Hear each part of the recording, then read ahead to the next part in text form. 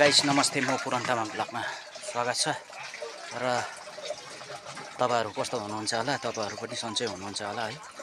र आशा राख्दै म आजको ब्लग चाहिँ मेरो इम्पोर्टेन्ट के छ भने आज हाम्रो काकाकोमा ढलाइ हुँदैछ र आज मलाई खानाहरु बनाउनको लागि चाहिँ बोलाइरहेको थियो र खाना चाहिँ मेरो पाकिसकेको छ र तपाईहरुलाई म खानाहरु पनि देखाउने छु। यहाँ हेर्न सक्नुहुन्छ। अहिले भात चाहिँ यहाँ डेक्चीमा पाकिसकेको थियो। यहाँ हेर्न सक्नुहुन्छ।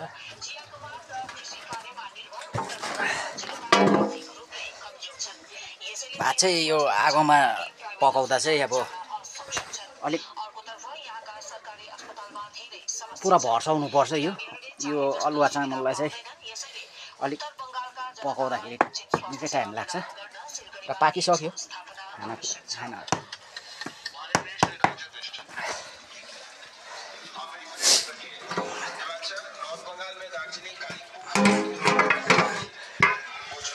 मैले यता चिकन चाहिँ यता बनाइसकेको छु। चिकन पनि तपाईहरुलाई म देखाउने छु। यहाँ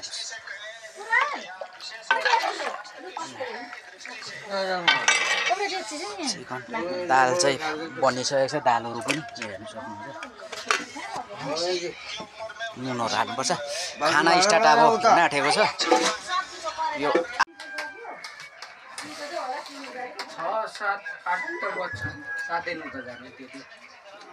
त्यसले अब आधी तानी हाल्छ। यो साइली बहिनी आउन अहिले भात खानु। आउन अलिकति।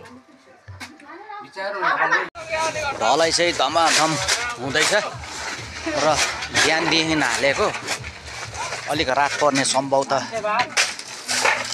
हुन सक्छ र मैले यहाँ तपाईहरुलाई देखाइरहेको छु। यहाँ हेर्नुस्। पानी हाल्दै गरौँ। हुन्छ,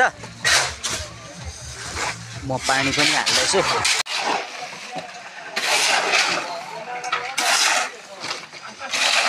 लु फटाफट फटाफट फटाफट।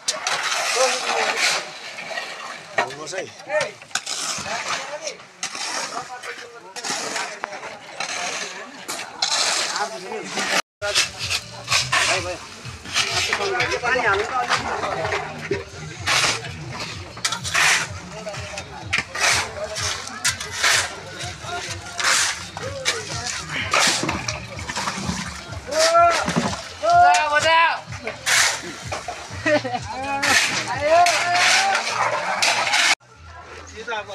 आजको ढलाइ चाहिँ रात परिसकेको छ गाइस। तपाईहरुलाई म देखाइरहेको छु। यहाँ हेर्नुस्।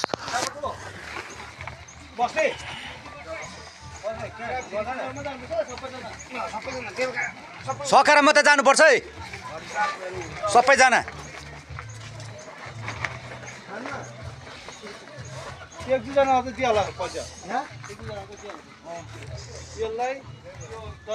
अब 20 बेगको हुँदैछ गाइस।